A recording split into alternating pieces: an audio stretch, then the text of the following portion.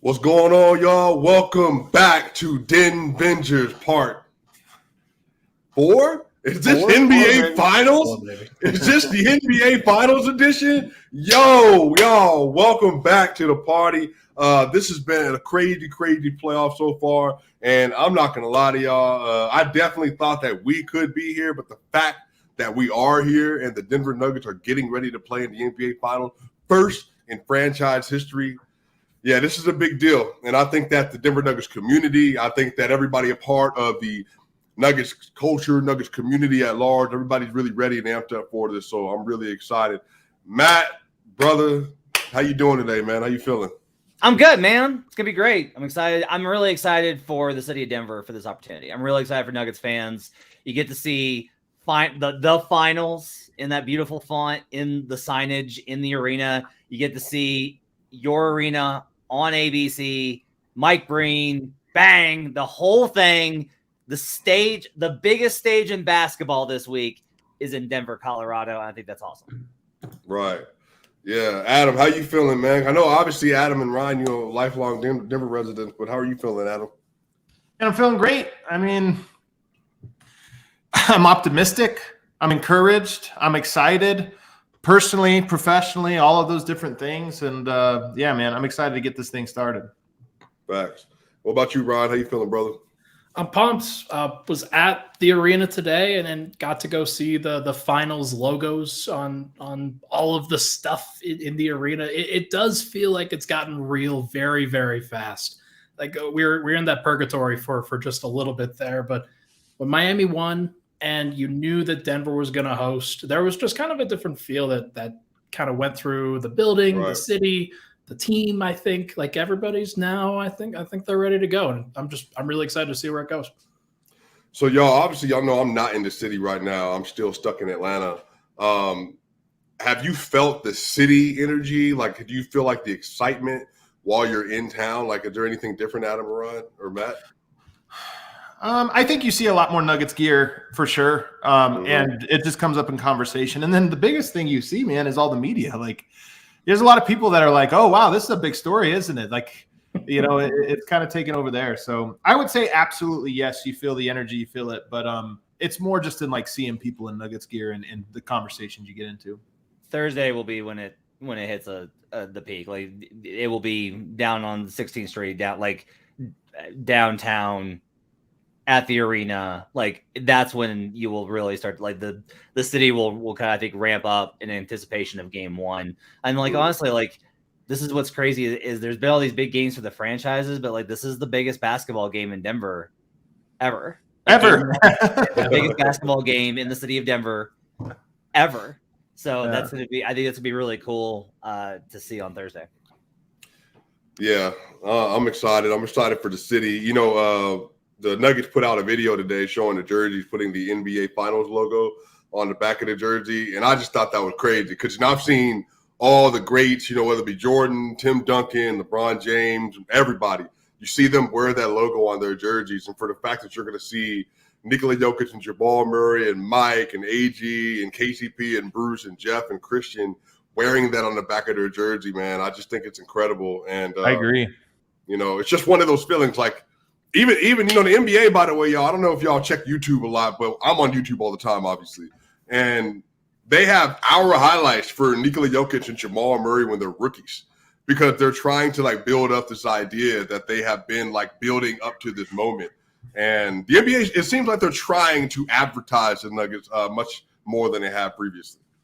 No, they definitely have. Like, there's no doubt about it. You see it in all of the content. I know that larger outlets like ESPN are trying to play catch up, but I think they've done a good job in terms of like putting out a lot of impressive Denver content and putting out a lot of interesting stories. And I thought the Nikola Jokic body transformation story that Ramona Shelburne had on there was really interesting, and it tells a different story about how a player like that isn't he's not the chubby white Serbian kid that he was back in the day, and part of that will always live in him, but he's grown into this like super soldier of a center. And like there's a lot that I think the stories are getting really compelling. That's just really, really interesting on what's ultimately going to happen for an amazing finals run for Denver.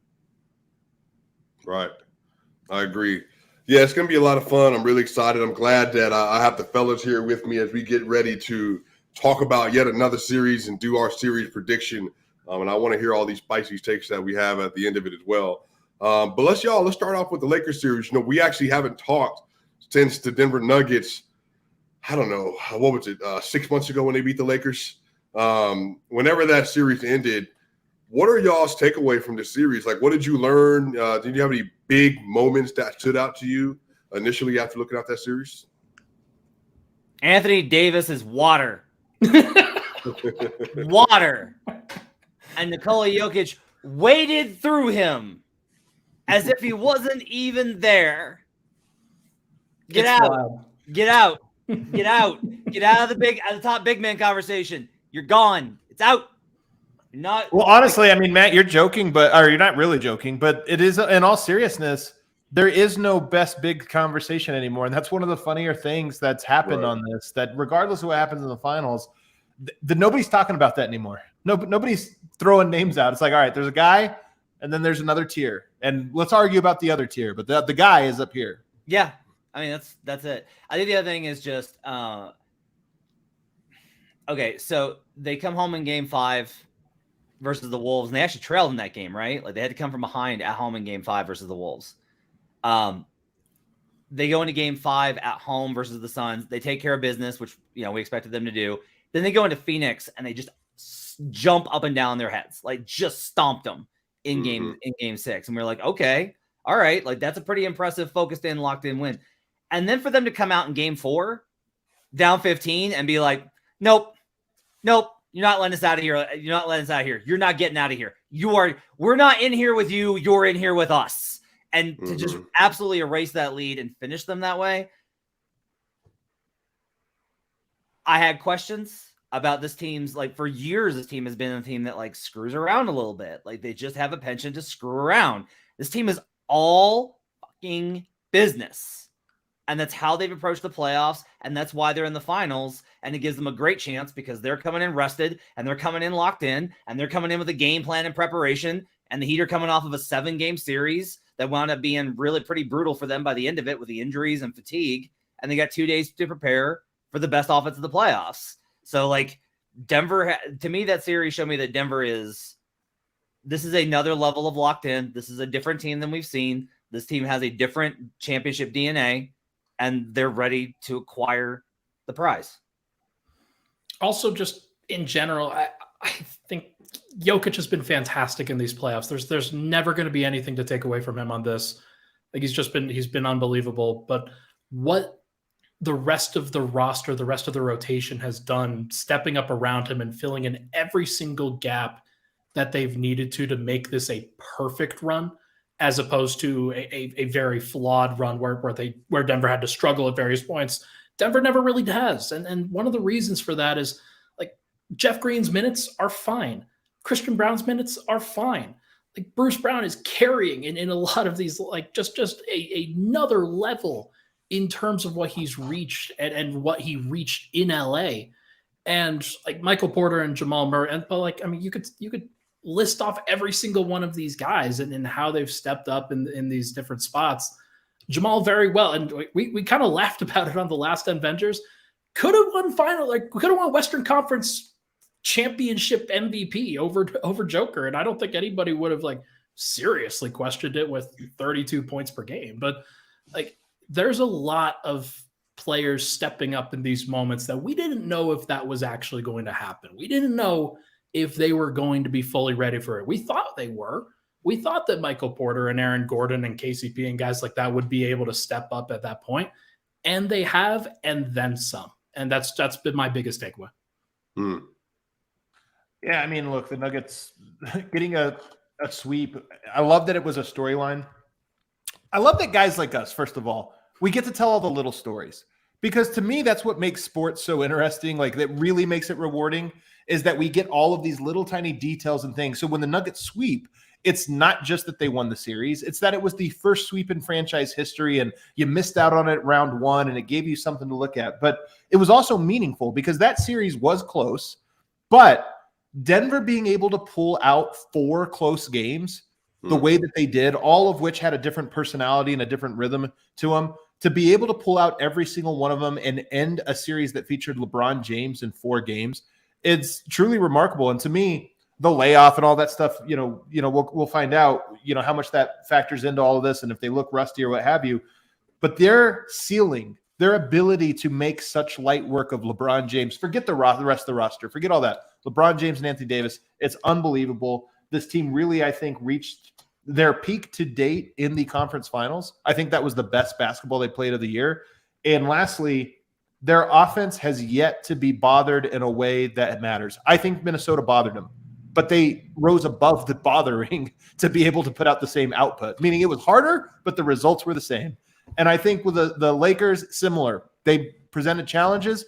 The result was the exact same offensively. And I think if Denver completes this and wins this last one, I think we're going to look back at this and say Denver was great defensively. Denver did some things. They played as a team. But they won this with an offense that couldn't be bothered by anyone. We're 3 out of 4 series through, and that's the story so far. Right. There's a chance, by the way, that this offense goes down as the greatest in history. No, there's not. No? Goes down means that people no. and herald it. It will wrap up, it will finish, it will become the greatest offense in NBA history. And that to me is that's such a wild step from even we thought the offense could be great. I remember talking about this with Matt before the season about the offense might be really freaking good. There were holes in it during the regular season that they've closed up in the playoffs a little bit, but everything has just been so pristine. And it's been such a crazy experience to watch in person and to be able to really enjoy. Yeah, I mean, only offenses I'm thinking of is maybe one of those Magic teams from the 80s, especially in the late 80s. And then obviously you had the Golden State Warriors, but again, Kevin Durant's on the roster. So how good is the offense if you have 2 of the greatest pull-up shooters ever? So yeah, I mean, for sure, there definitely could be an argument for it. I think the fact that the Nuggets doing this versus the Lakers is significant. I think that Adam talked about. The Nuggets had never beaten the Lakers in a series, and they were 0-3, 85, 2009, and 2020. 85, 2009, and 2020 in terms of the conference final versus the Lakers had never won any of those matchups, and they were able to dispatch them in 4. And again, for the narrative, doing it versus LeBron James, that's going to stand the test of time. That LeBron James, at some point in time in his career, was swept by 3 different teams. And Matt Moore, the historian, do you remember who those 3 teams that have swept LeBron James are? Let's see.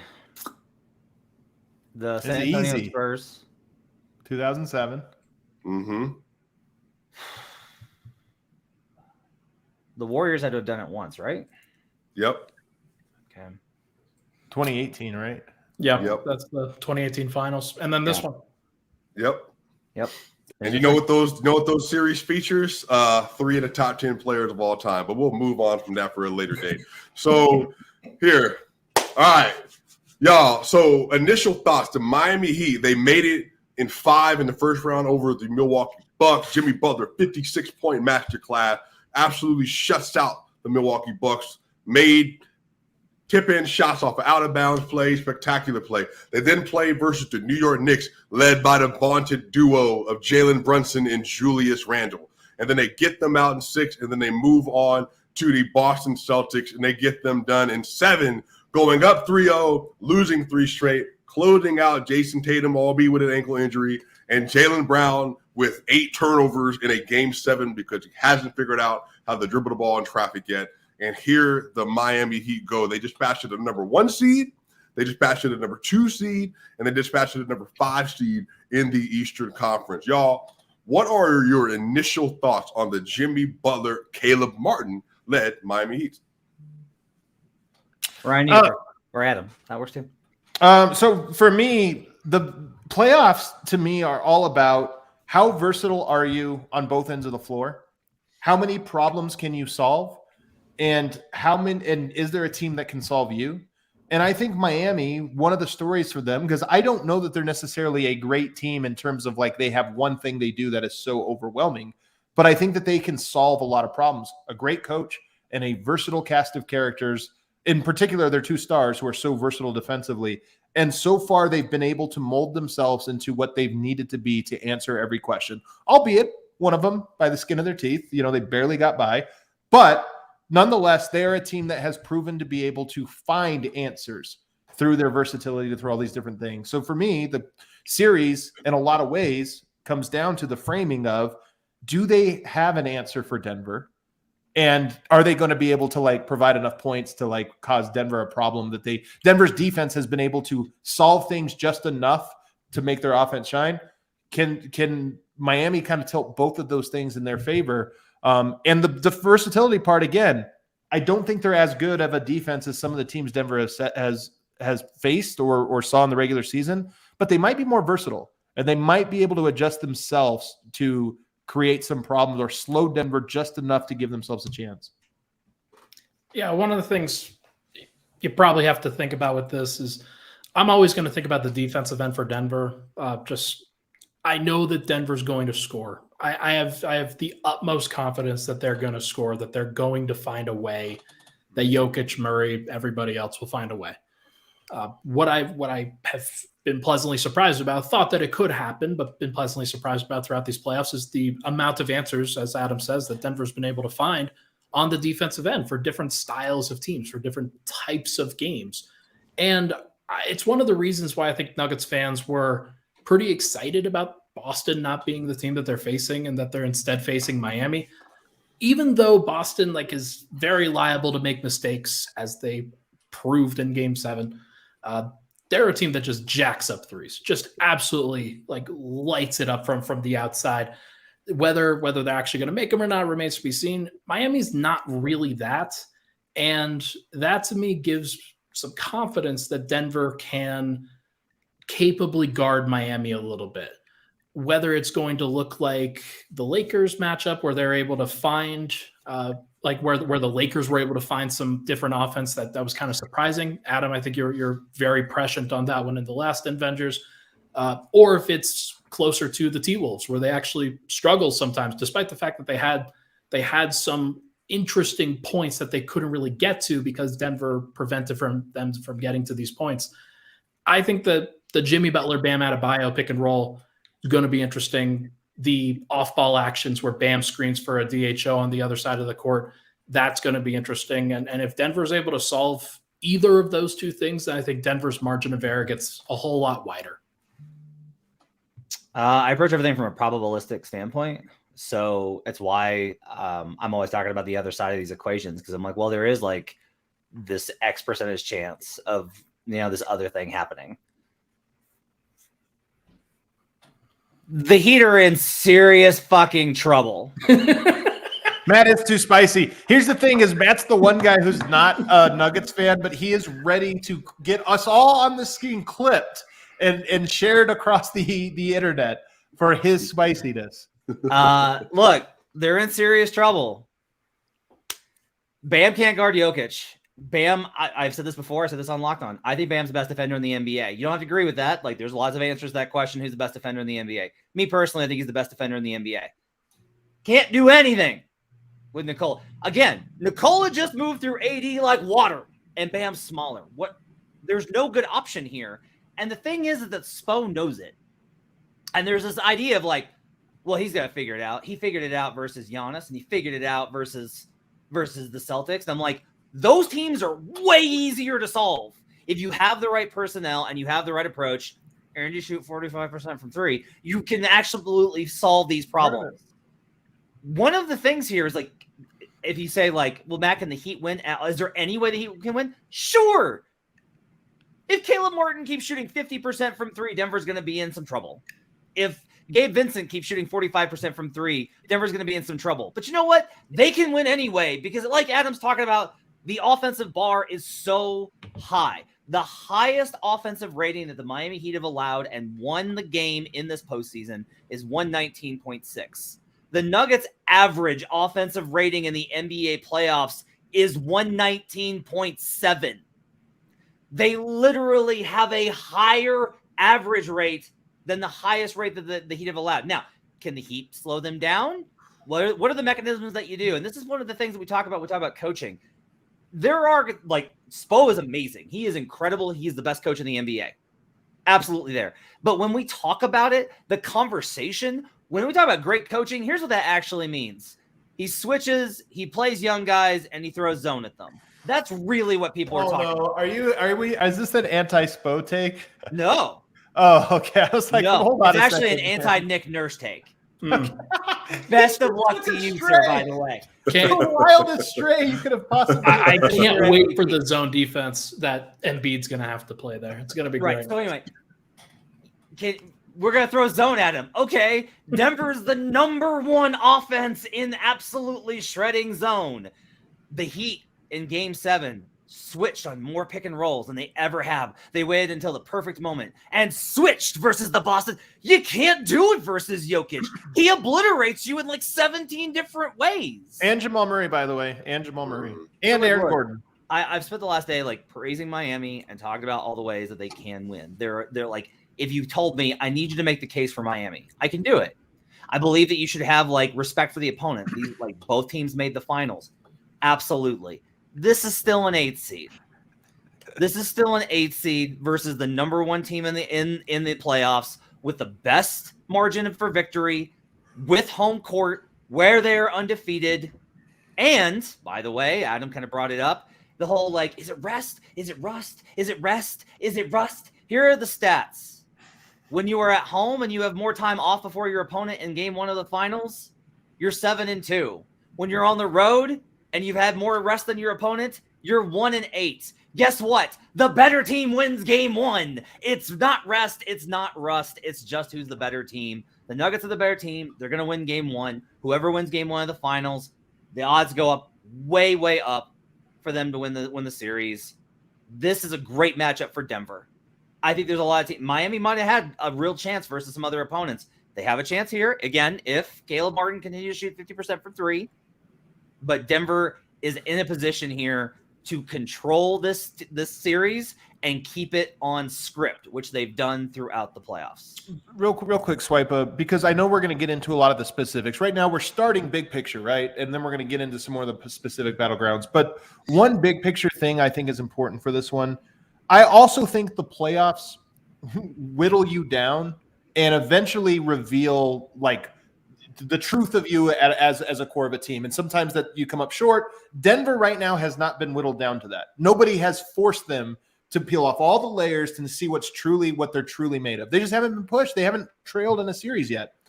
Miami is the one team that I think that when you whittle them down and expose what they are, they're still winners. Like, you're not going to break them. You're not going to like, there it is. There's the weakness, and it's the damning thing, and that's it. It might be talent. It might be matchups. It might be this or that. But Denver is not going to expose Miami for some like existential flaw in the ways that I personally believe they were from Phoenix, they were from the Lakers, and from a talent standpoint, they were from Minnesota. All of those teams, I think's flaws became naked and bare by the end of that series. And I just think if you beat Miami, it's going to be because you outplay them, not because you like expose some truth that was hidden. Well, I want to ask you, Adam, how talented do you think?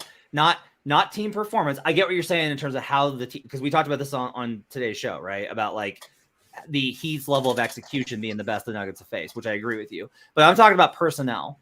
How talented is this team relative to the other teams that Denver has faced in the playoffs? How talented are they? Yeah. Defensively, I think very. Offensively, I mean, their talent is their connectedness. They're like Denver. I think they play very, very well together and connected, and it makes the talent. It augments the individual talents. He's trying to hide the fact that the answer is not very, and that's okay. Like, that's okay. They're less individually talented than, say, the Phoenix Suns, but they're a better team, and they're a better team than the Phoenix Suns. Yeah, I totally agree. But when you say that they're not going to be able to expose it, I think it is difficult. I think it is difficult for you to get through the whole playoffs and to a championship when you don't have the most talented team in any of the series that you, well, I'm sorry, 3 of the 4 series that you played. They did play the Knicks. Right. So. Easy. Well, to be fair, didn't Julius Randle make an All-NBA team, though? Swipe, I can't believe the victory lap Swipas are going to take if the Nuggets get 4 more wins. It's going to be glorious.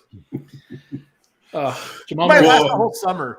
Murray's never missing another All-Star game under my watch, guys. Like, it's just never happening. Hey, they get through this. I mean, I know that's one of the things. They get through this series with a win, and I agree with you. Murray's making an All-Star game next year. I would put $1,000 on it.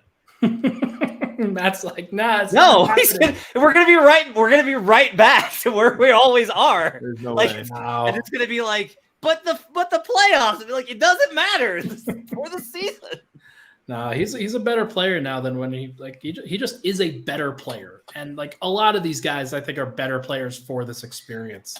And Jamal, I think, is just one of those guys that you take this moment and then you add it on to the rest of his career, and it's just gonna look and feel different. I want to go back to something that Adam said, because he's talking about like defensively. So for a team in the finals, they have the 7th best defense non-garbage time over at Clean the Glass at 112.2. Denver's at 112.5. Like, these defenses have been even throughout these playoffs. And what? Minnesota, the Devin Lakers. Booker? They played one good offensive team, but they played two not so good offensive teams. They played Anthony Edwards. They also played Karl Anthony Towns, Matt. They also played Karl Anthony Towns. They played Devin Booker with Kevin Durant. That one was good, and they gave up a lot of points. They LeBron, AD, Austin Reeves. They played LeBron James with NBA 75 Anthony Davis. Yeah. And We don't have Austin to do Reeves. this. Well, I mean, Boston was a good offensive team, but I mean, the Knicks here's the weren't. thing. You're right that right. like we can poke holes in Denver's course here. Like, we can do that. You're They absolutely already right. are. Right? Yeah, Swipe has been all over that today. But like, here's Easiest one of the run things. ever. I will say that, like, I think that for every twist that you can give the Nuggets resume, I can do the same with the Heat. Yeah, I agree. Is that like, it's like, well, but they faced the Boston Celtics, who were, the #1 point differential team. Did they play like it? Like, do you remember when they almost lost to Joel Embiid in a playoff series? They almost lost, not in like a game in January. They almost lost to Joel Embiid in May. You should never be close to losing to Joel Embiid in May. Wait, Matt, is it confirmed that the two players on Matt's hit list are Embiid and Anthony Davis? Hang on. Adam, you were on me before I came on this show about not having enough energy. So wow. Bring it down. The energy's too high. Anyway, all I'm saying is, what I am really trying to say though is like, here's the bigger thing. They won that series versus the Bucks because they absolutely shot the lights out, and the Bucks just like, blah, and they had a lot of problems throughout the year. They won that series versus the Celtics because, again, games 1, 2, and 3, they shot the absolute lights out. And maybe they do that again. Again, like, I am not ruling it out. That's sports. Sometimes teams just get super hot. That's possible. But the key I'm trying to get to here is that Miami didn't win that Boston series with defense. They really didn't. Yeah, no, you're right about this. So if they didn't win that series with defense, and defense is their strength, and personnel-wise, they don't have the firepower, then we return to like the same kind of core question here. And like, I'm doing the thing that I don't like, which is like, so there's no chance? No, again, there's a chance here. Spo's a great coach. I think Bam actually could have a match. Like, a lot of this for me is like on Bam Adebayo offensively.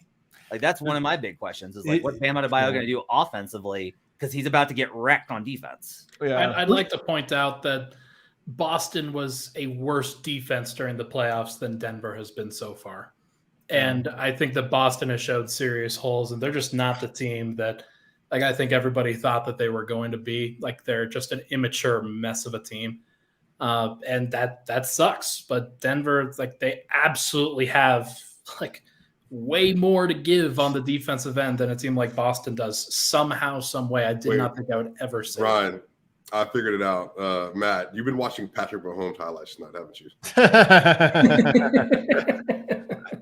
No, I don't know what you're talking about. It's on loop on another screen. What about you, Swipa? I'm curious, though. Yeah, I think everybody, if you know me I love Jimmy Butler. I think Jimmy Butler's incredible. He's one of my favorite players in the NBA. I love Bam. I like Matt. I think Bam is the most switchable big in the NBA. I trust him in space. I trust him at the rim. But again, relative to bigs, he's still a big. He can still get cooked, but like he's out of Anthony Davis, Wendell Carter Jr. Like those are the players that I would think about in terms of trusting them to guard guards. I think that they're a really good, well-coached team. Funny enough, they're not talented in the same way the Nuggets are, but for me, Caleb Martin, Gabe Vincent, Max Strus, then having Bam, having Jimmy, I thought Kyle Lowry had really good moments in the playoffs so far, and especially in this last series versus Boston. And again, they get Tyler Hero back, and then they still have Kevin Love. They want to utilize him as well. You got Cody Zeller. I like how they built their roster, but the biggest takeaway is they're just really small.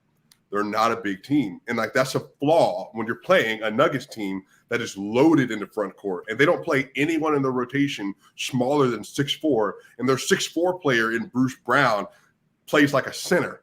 So, I think a lot of this comes down to, I think the Miami Heat, they have the style, they have the belief, they have the culture, and they believe they can beat anyone. But I think to maybe the point, the way you beat the Miami Heat is by beating them down and them breaking that culture. So that's what the Nuggets are going to have to do, because guess what? The Nuggets did that to the Suns, and they did it to the Lakers. And they obviously did it to the Timberwolves. Their fans were chanting, we want the Nuggets, before the series started and all that. So, again, I think a lot of this is Jimmy Butler is going to try to come out, as he always does, because they won all game ones, I think, so far in the playoff. Try to come out and set the tone and basically say that I am going to be the reason why you get broken in this series. And I just don't think Jimmy Butler is going to outdog Jokic and, to be fair, Jamal Murray.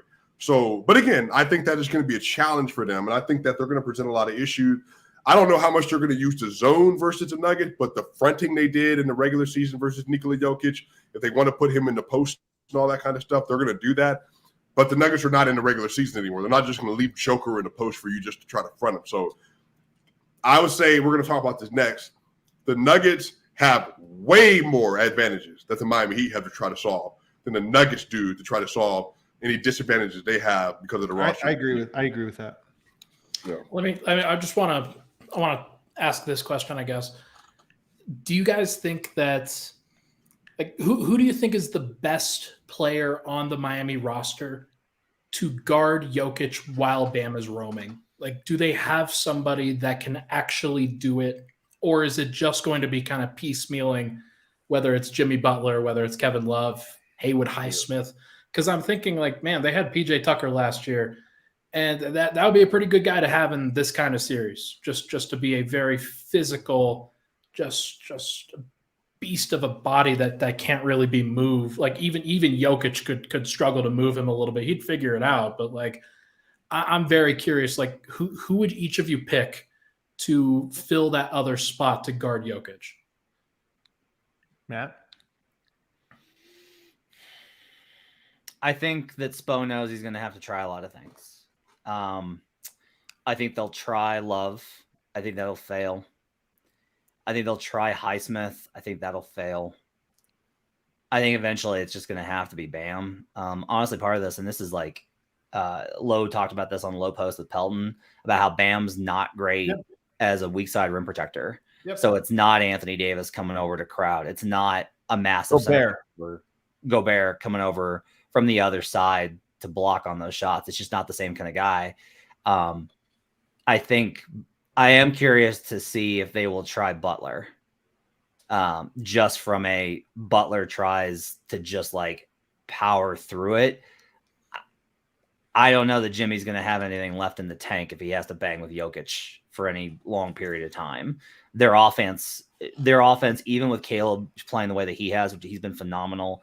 And even with how good, I actually really think Gabe is good. And I'm very excited for the fact that Gabe Vincent's going to get a good contract this summer based off his postseason play. They don't have enough. If Hero comes back, every Heat fan I've talked to is concerned about Hero coming back because him coming back takes away from how they've played without him. And there's a real hey, love Tyler, such a good dude, such a good guy, real good. He's a good heart. Could he not play? because we'd like him not Really? to play. Yeah, they have a lot of concerns about it because like a lot of this is like if he's on the floor, then one of Gabe, Caleb, or Strus is not on the floor, and that combo has been part of what's gotten them there. They need the shot creation, they need the ball handling, but the other thing is just like if Hero plays, there's going to be minutes where Hero plays next to Duncan, and if they play Hero and Duncan together, in any minute where Nikola Jokic is on the floor, that's 1.8 or better. It just is.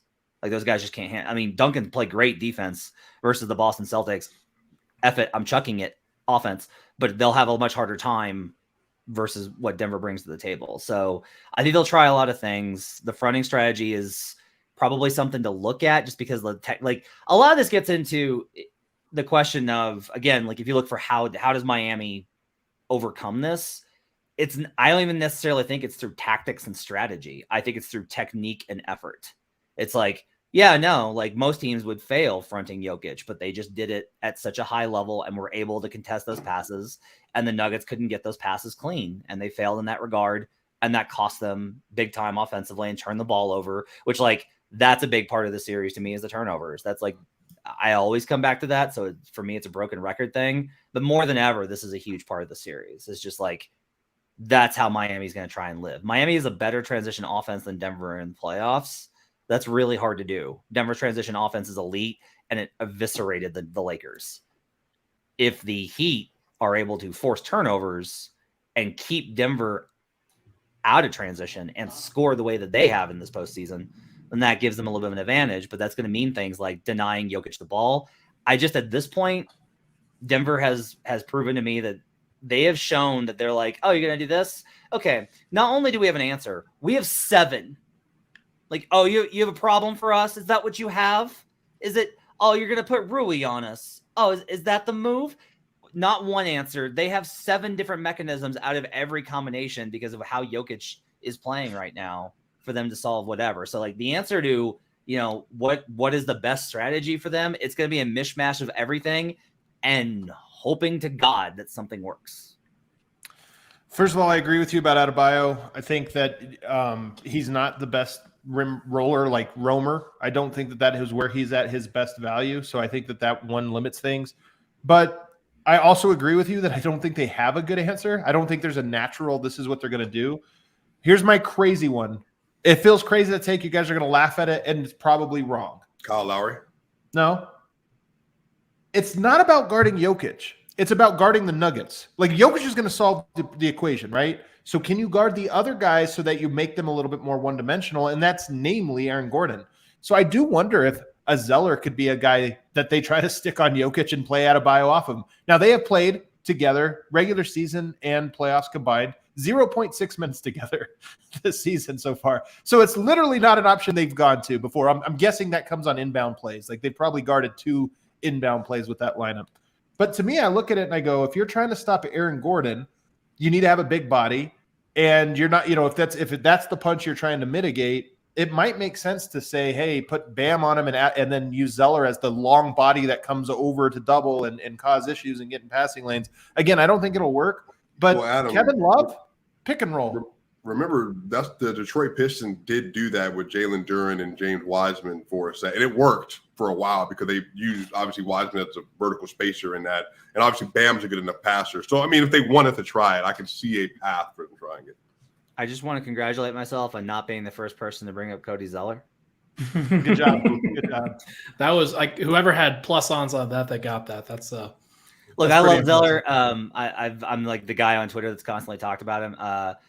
It was Charlotte. Borrego was running a bunch of switch, and he was like one of the best switch defender bigs in the NBA. And like no one would believe me because they were like, but he's on the Hornets, so clearly that's not true. And it's like, no, like the Hornets suck. Don't get me wrong, but like this specific thing that Cody Zeller does is good. He was really good for them in the regular season. I will say that like when they reached second round, it was like, okay, this is no longer Cody Zeller time. And so it's an interesting question, I think, for Spoelstra of will he go back to what is like a guy they picked up mid-season, a veteran journeyman? Like that kind of move is an extreme one, and it's a desperation maneuver. like a Tristan Thompson sighting in a game 4. Right.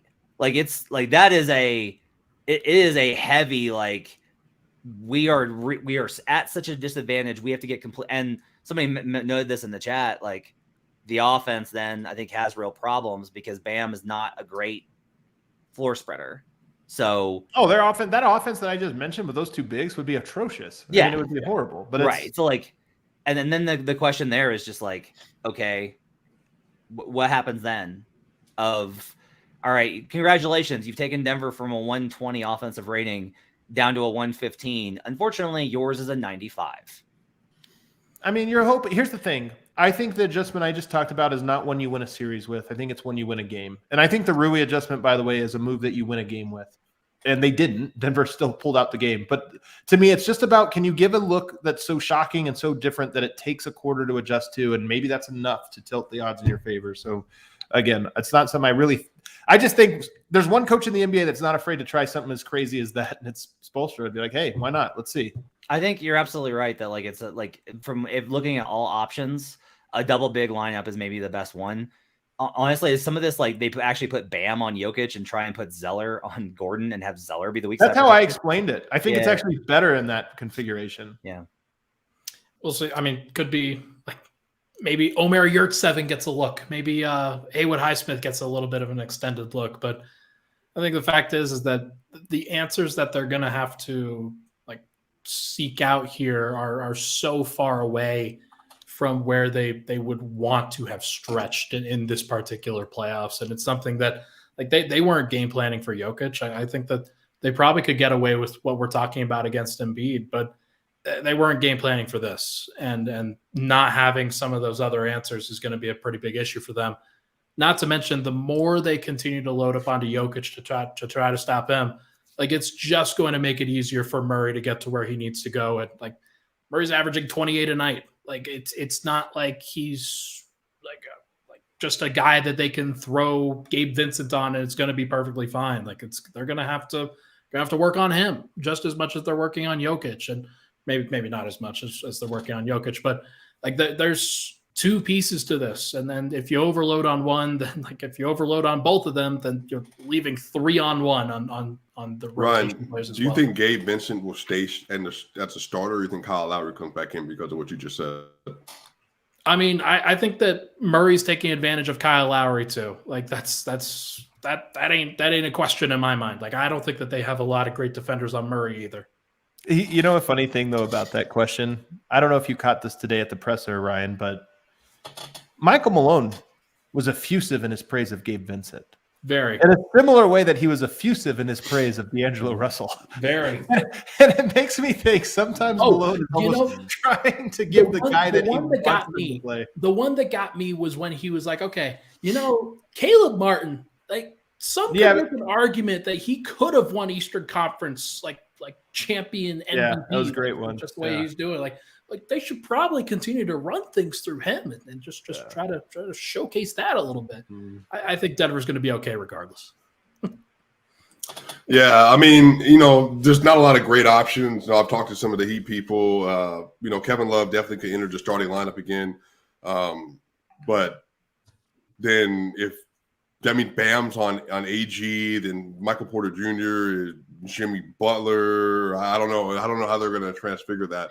Jimmy might guard Murray for various stretches, but that's also one where you're like, you cannot put Jimmy on Murray for the entire game and expect him to survive at altitude after the entire playoff run that he's tried. Like they're going to screen and rescreen and rescreen and back cut and screen and DHO. And it's going to be so much for Butler to try to handle by himself in that case. He's not going to be able to do it. I feel very strongly about that. And if that's their game plan, like it's fine to do it at the end of games. But if that's their game plan heading into game 1 of this series, that's not going to fly. Well, then even with that, so you're putting Gabe Vincent onto Michael Porter Jr. Not Gabe Vincent. You're putting Max Caleb Martin was going to MPJ and then Gabe Vincent on KCP probably just from the size perspective. And like those are advantages for those guys sidewise. Like they have advantages everywhere. Their entire rotation is small. And this was my question, by the way, with the Suns. and how Denver was going to be able to defend the Suns better than they would defend the Clippers, or better than the Clippers defended the Suns.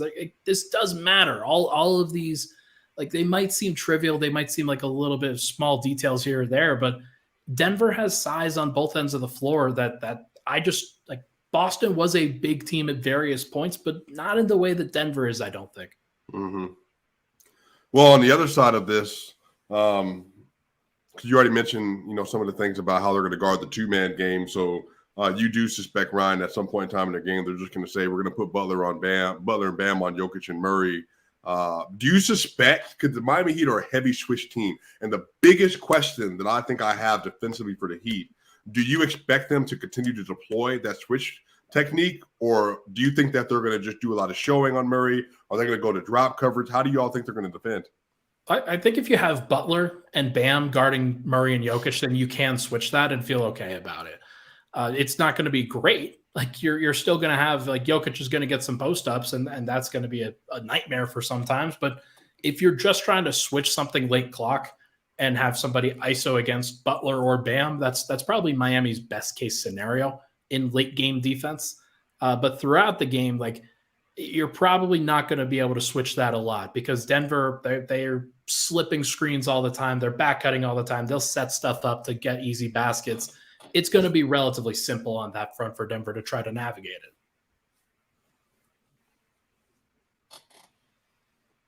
I'll say, I think switching is not a good strategy. Again, the Jokic is just showing that he's got so many counters to it. Like, part of this is just like, all right, you switched it. Congratulations. Here's a post entry pass to Nikola, and now we're going to run DHO. And now you got Jamal Murray going full speed downhill versus Butler, who is tired on a bad wheel trying to recover for a weak side block. It's tough, man. Like, there's a reason this is the best two-man game in the league right now. And so I don't necessarily think there are good options there. I'm actually a lot more interested on the other side of the ball. I think that the Heat have to get the Nuggets offensive level, and seeing how Jimmy's going to try and target, who he's going to try and target, and how will be, I think, really interesting. You would imagine that they'll take the same approach. Like, everyone's anticipation is that they're going to try and do the same thing that every team has tried. It's really funny when it was like, oh, well, the Heat are gonna defend Jamal Murray full court and try and wear him out. Yeah, no, haven't seen that one before in the playoffs. But I think on defense, like, they are going to try and wear Jamal out by probably switching to get him on Butler, and then putting Jamal and Nikola in pick and roll and seeing if Jimmy can wear him out that way. Get Jimmy downhill. Like, a lot of this, though, is like Jimmy attacks. Like, Miami doesn't attack the rim as much as you think they would. They do wind up kind of taking, like, Jimmy wants to get into the paint and draw a foul, is like that's how he wants to kind of approach things. And he has, like, fadeaways, and he's got a lot of stuff in his bag. But I am kind of curious about, like, what Butler's specific approach offensively in this series is going to be.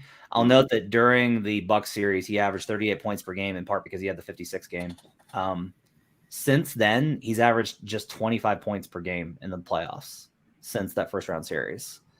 And I don't think that that's like Jimmy's not good. I think Jimmy's hurt. I think he's banged up. I think he's worn out. I think that he's a former Thibodeau player who's in his mid-30s, and this is a lot of basketball for him to try and manage. So Adam's talked a lot about this, and he's been spot on about the fatigue factor and about how the Nuggets have worn teams out.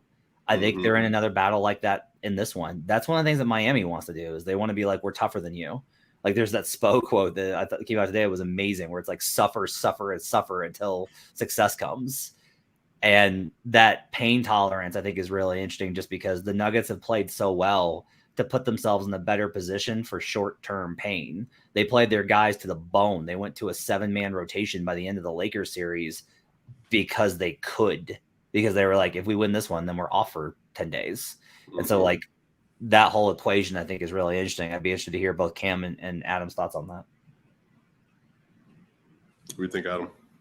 Well, as far as wearing him down, LeBron was worn down in the series and he kept going. It was one of the most impressive things I thought of that series, is LeBron was clearly couldn't give more than what he gave, but he kept going. He just kept going. And I think the entire Miami team, they're steeped in that. That's who they are. When he says suffer, mentally they've been prepared to suffer all year. That's in their DNA. So I don't think they're going to quit. With the question about the switch versus not switch, here's the thing. Here's the key to the series for Miami. None of their options are good, but all of their options collectively might be enough to fool Denver. And what it is Jokic isn't fooled. He reads the court really well. He always, I think, sees what's going on. He gets confused from time to time, but he sees it. The question is, can you confuse everybody else? Because Jokic requires everybody to kind of have this like on a string. Everybody's reading the court, and then you pick them apart. And I just think that what Miami is going to do is all of these things that we've talked about. They're going to switch sometimes. They're going to play straight up. They're going to chase. They're going to drop. They're just going to try to mix it up as much as possible. And I think they have a smart enough team to pull that off. It's rare to have a team that's smart enough to pull off that many different coverages, oftentimes within one game. And I think Miami's going to try that. They're going to go zone. It's not that the zone's going to work, but can they go to it for 3 possessions and then go away for it? So right as Denver adjusts, now they have to adjust to a new thing and a new thing and a new thing. And again, I don't think Jokic will screw it up. I actually don't think the Nuggets will screw it up. I think they're ready for that challenge. But that's your hope, is that Michael Porter screws it up once here, KCP screws it up once there, and you just create enough of a clunkiness that it slows them down. Yeah, I think that if the Heat start off game 1 already playing on their heels because they're having to over-adjust to counter what the Nuggets are doing or maybe will do on a possession-by-possession basis, I just think that that's just a lot of pressure to have to overcome. It feels like I know y'all remember this movie, but like The Little Giants, the little football movie where they basically like had to run the icebox special and all this other kind of stuff in order to get these victories. That's what it kind of feels like. But it's not because the Heat aren't good, but their opponent is like so much better at certain things that it's almost like you have to overcompensate in some way. But again, just to be clear, they won. The Little Giants won that game. but the problem is that you have to do it 4 times. I don't know if they could do it every time, so that's what I mean. I just think that the Nuggets are presenting so many challenges. And again, we all know this. You all have been covering the Nuggets since Jokic got in Denver, basically. What do they struggle with? Size and athleticism. And they don't have more size or more athleticism than the Denver Nuggets. That's the play, by the way. That's the play the Little Giants ran, the annexation of Puerto Rico. Right. I want to congratulate you on referencing a movie that came out 5 years before Ryan was born. So. Also, Matt, a reference I caught. Whoa. Nuggets are in the finals. Adam's catching pop culture references. Cats and dogs living together. That's scary. I know what's going on. Yeah. Look, hey, I want to ask the resident Jamal guy. Oh. So look, it's been a fascinating playoffs for Jamal, right? He's put himself on the map. Everyone's talking about playoff Murray. Like, he's being talked about as like on that tier, right? Like, it's victory lap central for you, and congratulations for you for that. I haven't taken it quite yet. I'm still waiting. Still waiting. He has gotten tired. That's been evident. He powered through a bunch of spots. What's your feeling about the physicality and what I talked about with them trying to wear out Murray specifically in this series, especially with him coming off the illness that clearly he was able to power through in that Lakers series? But, he's got it's a lot on him right now, I think, physically. Yeah, there's no doubt. I think that if you had to rank Nuggets as to who benefited the most from time off, he's probably at the top of the list in terms of being able to catch his breath and really be able to get his mind around what this moment actually looks like for him and looks like for the team, and just get recovered physically. I think that I mentioned Gabe Vincent earlier as a guy that they're probably like, he's not going to struggle with, but one thing that Gabe Vincent will do is he'll pressure him full court. He'll try to make him work.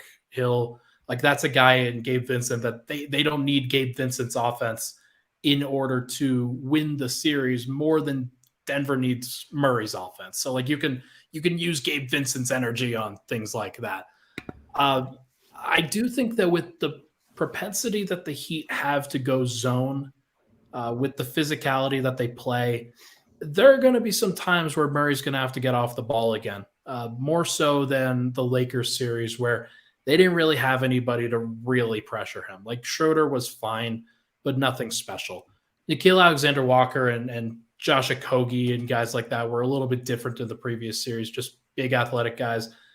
Gabe Vincent isn't going to be like great at that, but they could also put Max Strus on him and other players and do some good things there. But I do think that I made this prediction. I think he'll probably average closer to like 24 or 25 points per game in this series, because there's going to be times where he needs to get off ball. The ball's not going to find him in the middle of the zone, like when Denver's trying to feed it into the middle of the zone, or if it's going to be there's going to be opportunities for Porter. There's going to be opportunities for Gordon and KCP and all of these guys to really shine. I think we probably see more of a return to team basketball Nuggets as opposed to two-man game Nuggets in this series as compared to last round. I don't know. Yeah, I think the thing about that is I understand the logic, but Jamal Murray in an NBA final setting with to put a stamp on the year 24. Yeah, I think Jamal could. That's a good counter. That's a good counter right there. He'll probably have some games where he takes 30 shots. Like that, honestly, probably be one. That's a thing, though. Like the Heat have been here as an organization, as an entity. They've been here. They've been on the stage. It is one question you have always when you get to the finals. Everything's different. You guys we're gonna see tomorrow at Media Day when there's 1,000 people interviewing all of these dudes, and it just feels 100 times bigger. Does a player?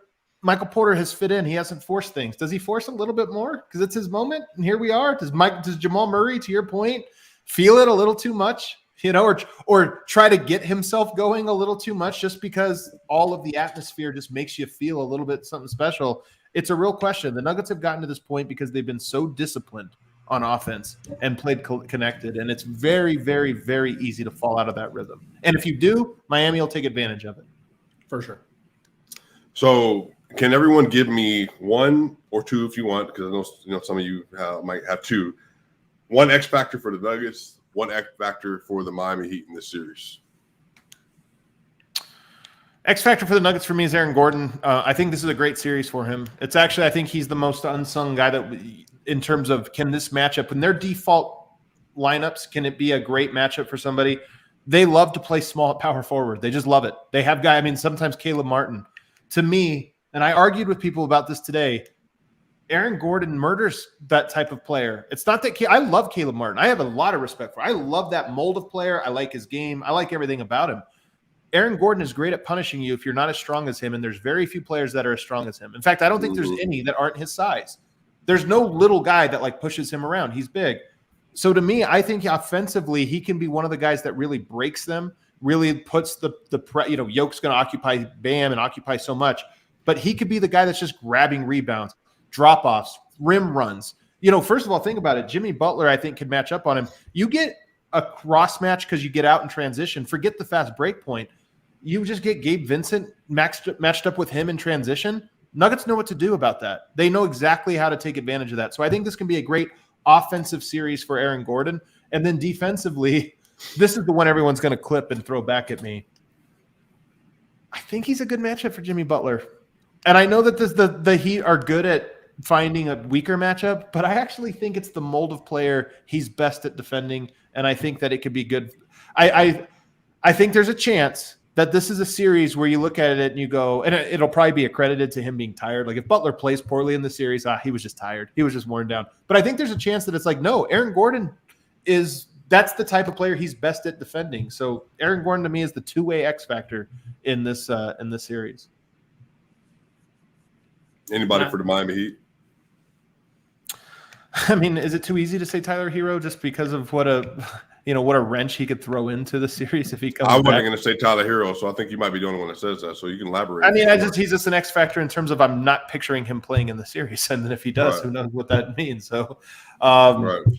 I don't know yet. To be honest with you, I don't really know because the usual suspects that you would throw in there. I mean, Kevin Love or this or that. I just don't see it working. So I don't know who the X factor would be. Kyle Lowry. Right. Honestly, if you're hitting those shots, yeah. If I'm picking one for Miami, it's probably Bam. Like I know he's probably too good to be an X factor. But there is a strong chance that he just gets bludgeoned in this series and has no answers. But what if he does? Like what if he does have an answer? What if this is his best defensive series that he's ever played? And what does that look like against Jokic? Can Jokic, like maybe Jokic goes 50% from the field as opposed to 58% from the field or whatever he's shooting right now. And maybe that slows down a couple things. And then Miami doesn't have to go send a whole bunch of double teams and junk up their stuff as much, and they can defend everybody else a little bit more traditionally. Bam is a fantastic defender against the vast majority of players. As we talked about, Jokic is one of those guys that he's often struggled with, but he has the capacity and has the physical and like, I think, natural, but also like experience and like smarts to be able to at least counter some of what Jokic does. Whether that's actually going to manifest or not, probably not. But like that, if Miami's going to win the series, it's got to come from Bam. Like that's where it has to be. I don't see it. I just don't. Like that to me is one I just feel so. I mean, look, anything's possible in the playoffs. Spo's great, but I love that matchup for Jokic. I think that's his favorite type of defender to go against. Now that's the one you're going to clip. I mean, yeah, if he plays poorly, of course. But look, people tried to clip the thing about Anthony Davis and what happened. Jokic doesn't like length, and he doesn't like when guys have the athleticism to block the shot. Like Bam plays positional defense. Adam does not blindly believe in Jokic. He understands the matchups there really well. He believes he can get past any matchup because of how good he is, but he knows. And I agree with you guys, to be clear. Like that's you're also right. I agree. Like I think you're both on target, which is like I can't see Bam doing it. If Bam does it, that's a huge X factor. Yeah, like that's the biggest flip of the series that I could possibly see. Who's the nugget for you, Ryan? It's probably for me. It's probably Porter. Like there's a lot that he can do against the zone. There's a lot that he can do against smaller players. And there's often there's times where he does too much. Maybe there's times where he gets out of rhythm trying to exploit this perceived weakness that the Miami Heat have against him, and then he doesn't shoot well because we've seen him go through some slumps on occasion, and like he's not always going to shoot perfectly from three. If he shoots 40%, then Denver probably wins the series. If he shoots 30%, then Denver it gets a little bit more dicey because that's one of the guys that you're counting on. So I think that he's one, and then on the defensive end with him, he can capably switch onto a lot of people. I think in this series, I don't think that like Jimmy will seek him out. He'll try to draw some fouls. I think that Porter's defense is capable of holding up there. I really do believe that, and that's an X factor to me. Like if it does hold up, then you're talking about a really short series because one of the perceived weaknesses that Miami's trying to seek out isn't actually that. And if it doesn't hold up and he actually gets played off the court, then Denver may have 5 players that they can play in a clutch situation in NBA Finals, and that's not a great situation to be in. I'll say Porter as well. The rebounding edge here is massive. Like it's massive. Yeah. I don't know how they're going to rebound. I don't know how the Heat are going to rebound. You put Kevin Love out there, and it's not enough mobility for you to be able to contain the motion. If you go to a more athletic guy, you're giving up 5 inches to Porter, and Porter's going to crash the glass. The rebounding there is a big advantage. Early in that Lakers series, I was amazed at the kind of looks that Porter was getting versus Austin Reeves. I was just like, he's just too small. Like you can't get into his airspace. He don't have anybody that can get into his airspace besides maybe Butler and Bam. And so if Porter's coming off these DHOs and getting clean looks, he's just going to hit enough of them, and he's going to have pretty easy offense in a lot of those situations because they can't guard everything and that. So Porter's going to have a good end on that side. I think defensively, honestly, I don't worry as much about the on-ball stuff as I worry about the off-ball. The Heat are like Porter's been good. Porter's been really good. I have no complaints. This is not about him being a weakness. It's that the timing on the Heat is quick, and they don't hesitate and they don't overthink shots. They know exactly the shots that they need to take, and they take them with impunity. Like they are ready to fire. And so if you are a step late, that's an open 3. And every 3 that Miami gets up is a win for them. They got to generate a lot of 3s. Like they have to outshoot Denver from 3-point range, whether that's by volume or percentage. They got to get more 3s up in this series in order to make up for the offensive differential here. So Porter's They're the hardest off-ball team Denver has faced so far. So I think that challenge is a real challenge for Michael Porter, who's been great defensively in these playoffs. But this is the most mentally challenging helps side, whatever you want to call it, off-ball he'll have. Yep. And for the Heat, like Adam mentioned it, here's the thing. I can't tell you who the X factor is going to be because that's the whole point of this team. Like there's going to be a player hitting shots in game 2 that I'm going to look over at Ryan. And Ryan's going to be doing the fake laugh that he does when he's exasperated because a random role player is hitting shots that he's just, what are you supposed to do? And it's like, yeah, that's Miami, whether it's Lowry or Highsmith or Morton or Strus or Vincent, one of those guys is going to they'll either have a series or a game. And like that will consistently happen. And I think this is kind of the element is like, he can probably get one of those random guys to be an X factor. The question is, I think is going to be, and this has been the problem for every single team in the Western Conference playoffs. Your 2 guys have to be better than Denver's best 2 guys, and nobody's been capable of it. Nobody's come close. Devin Booker and Kevin Durant couldn't do it. LeBron James and Anthony Davis couldn't do it. Anthony Edwards and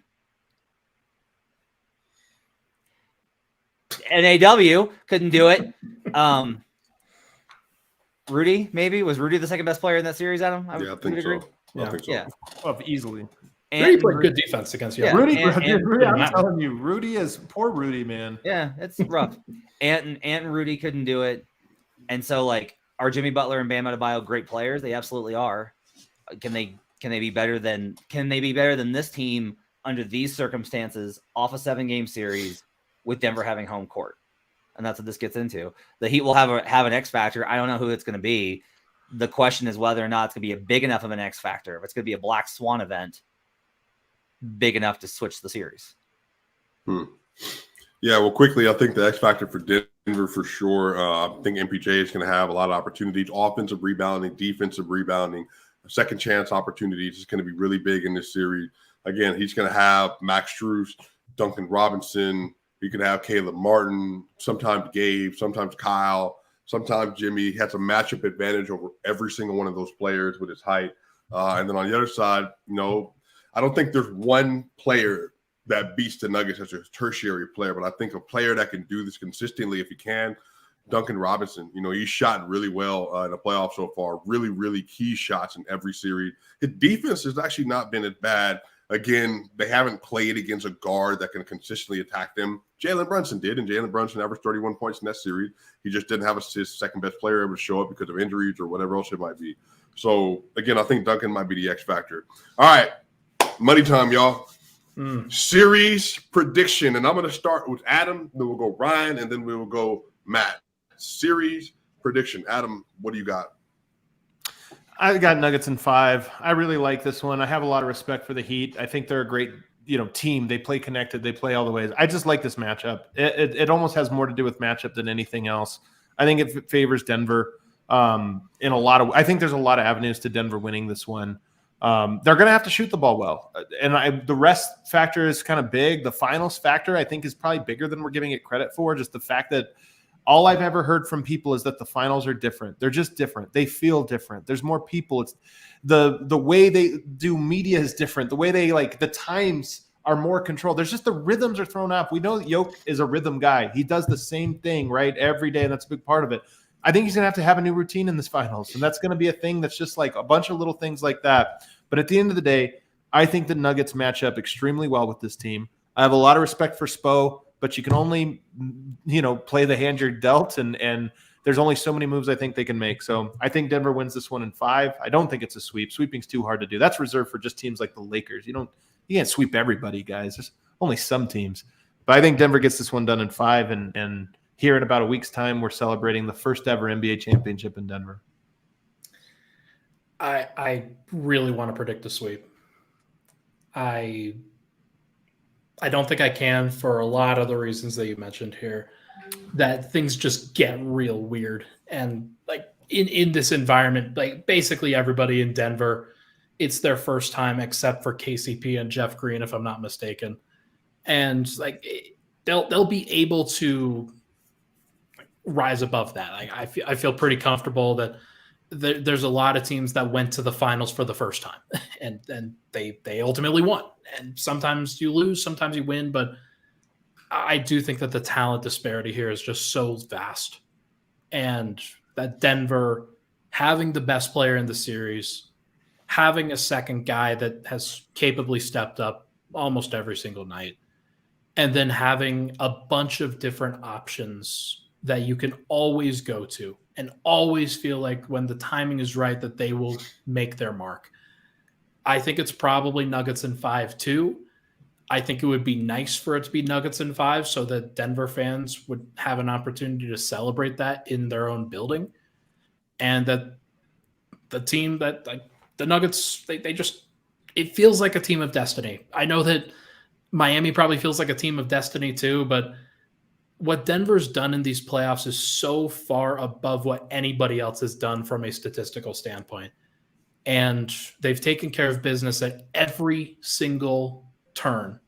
And why would they stop now? What is the reason? I don't have a reason to believe that they would.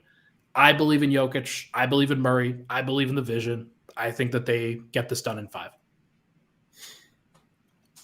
So I, of course, like, I want to take Heat. I want to take Nuggets in 6. Like, that's what I want to take, is because I'm like, oh, we gotta respect them, and like I mentioned this kind of, you can have all the tactical advantages and personal advantages, and like Miami's done this where it's like, okay, yeah, but like you don't shoot well for a quarter, and all of a sudden they got a 10-point lead. Like Boston had everything set up perfectly for that in that game 7, and then they got down and they panicked. They panicked badly, and I don't think Denver will panic as bad. So like I want to say Nuggets in 6. I just can't get there. I cannot get there. It's Nuggets in 5. Like, this team's better. This team's better, and this team's ready. And I have underestimated them. I've said that they were going to win, but I've underestimated them in the last 3 series. And they deserve my respect enough to believe, like, I can't just constantly be like, well, yeah, but this other team's good too. All right, are they better? No, they're not. They're not better than this team. This has been the best team in the playoffs. They've been the most ready. They have the best player. This is, again, you run down all of the things. Teams coming off of game 7s, they tend to lose this series. But the record for teams coming off of game 7s is horrible in the preceding series. It's awful. You don't have home court. Denver's been unbeatable at home. Miami has been very shaky at home. Miami also wasn't a good road team in the regular season. All of the things that Miami does well don't work against this specific player. The Nuggets have the best player in the world. Right now, they have the best player in the world. So the better team with the best player with home court against a fatigued team that's banged up. Nuggets in 5. Man. Come on, Swipa. I can see it in your eyes. Yeah, I mean, first I want to say Jimmy Butler's an incredible player. Bam Adebayo is an incredible player. Coach Bo maybe been the best coach in the NBA in the playoffs. And I think that has been very impressive what they did versus the Bucks and versus the Celtics. But again, if just looking at the basketball,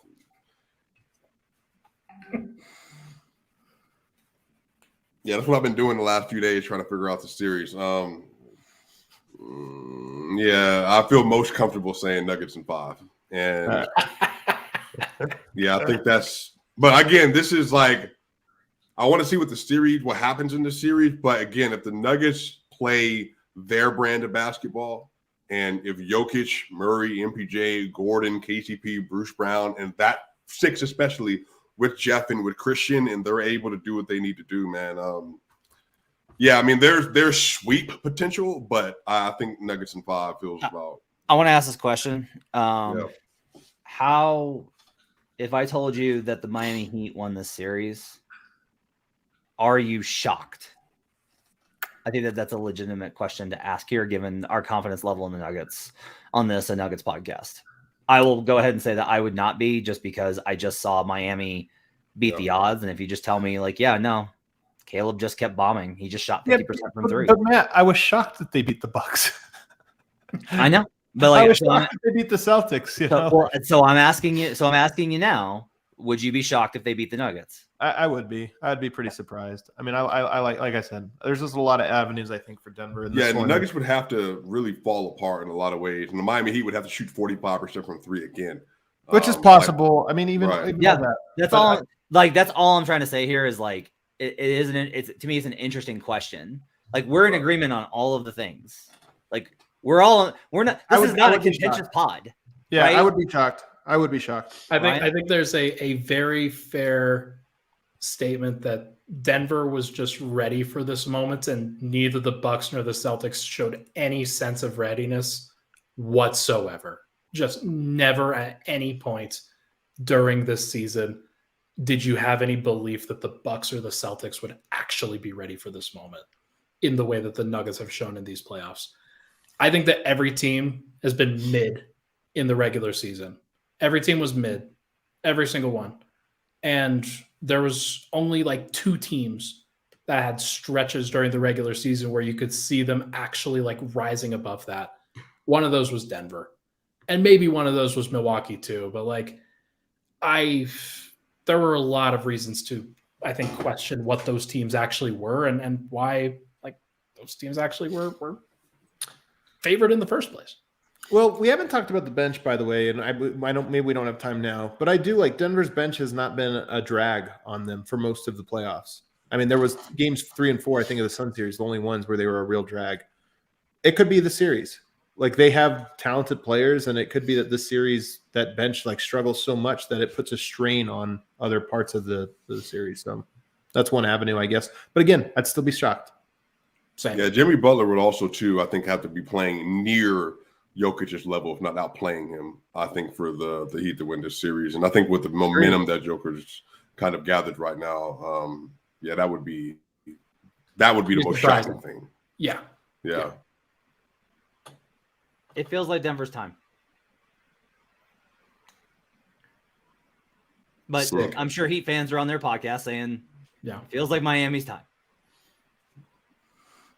And Boston Celtics fans definitely after game 6 were like, it feels like Boston's time. Were they? I don't know if that's true. Oh, I think so. I was listening to Locked On Celtics, your team every day. And John Corrales was like, I thought they were going to do it. I thought there was no way that they lose this game. The building was as hyped as I've ever seen it. It was the best atmosphere I've ever seen in a game in Boston. Then they played the first quarter. Yeah, Simmons had a different takeaway. You're right, though, that the crowd, I think, was there and feeling it. The Simmons had another takeaway that's like, get this team out of here, man. Well, I think that's a clean sweep across the board. So everybody says Nuggets in 5. Yeah. Gentlemen sweep. Okay. All right. Fab 5, y'all. Well, look, this has been another great edition of the Denvengers Part 4 into the NBA Finals. Denver Nuggets versus the Miami Heat, June 1st, 8:30 p.m. Eastern Standard Time, ABC. Mike Breen, bang! Let's get it. I can't wait. It's going to be exciting.